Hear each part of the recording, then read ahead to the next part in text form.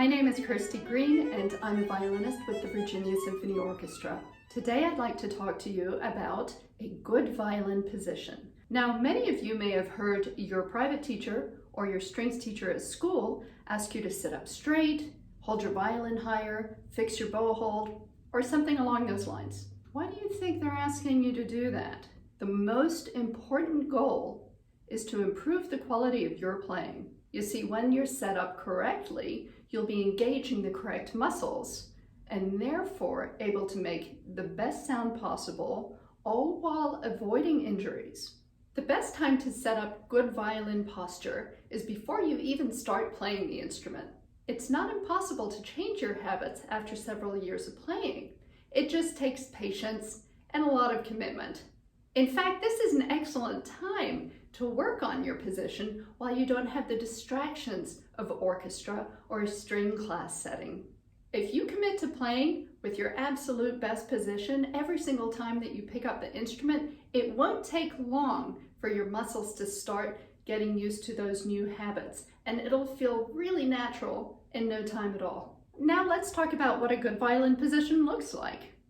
Starting from the bottom, you'll want to keep your feet about shoulder distance apart. Your legs will be straight, but don't lock your knees. Make sure not to slouch and also not to arch your back. This is known as a neutral pelvis, and that's what you want.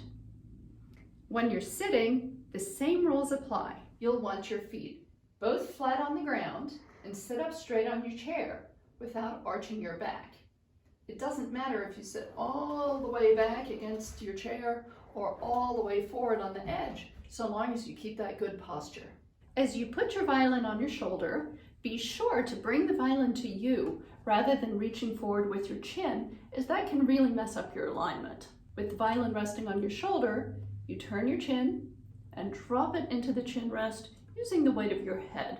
Your neck muscles should be able to hold up the violin very well so that your left hand has the freedom to shift up and down the fingerboard as well as vibrating or whatever other job it needs to do without also having to hold up the instrument as you play. The violin needs to be high enough so that it's basically parallel to the ground with a slight tilt on the E string side. Another thing to look out for is to make sure that your shoulders stay even. Don't squeeze the left one higher just because your violin is on that side. I have a little exercise that helps me remember how to do this. Holding your violin and bow securely in your hands, go ahead and raise both of your shoulders up as high as you can to the ears. Then let them relax down strongly, keeping them exactly where they are. Go ahead and put the violin on the shoulder and drop your head.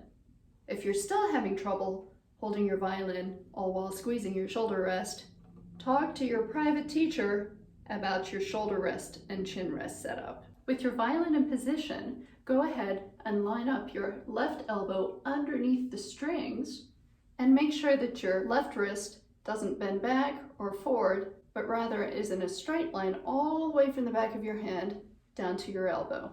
Moving on to the right side, the bow hold is a whole masterclass in and of its own. So for right now, I'm just going to remind you to make sure that your fingers are curved and evenly spaced apart with the pinky on top.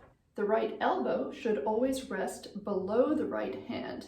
So as you move from string to string, you'll want to adjust that accordingly.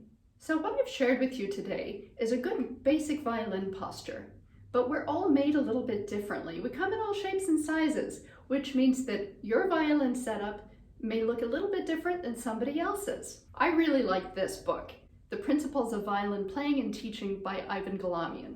It's a great resource to help answer some questions that you might have in how to personalize your position a little bit more. However, if you want to take your violin position from good to great, your best resource is going to be your own private teacher. Thanks for joining me today. Be sure to check out the other videos that my colleagues have made in the Virginia Symphony Orchestra's Learning Lab. Stay safe and practice well.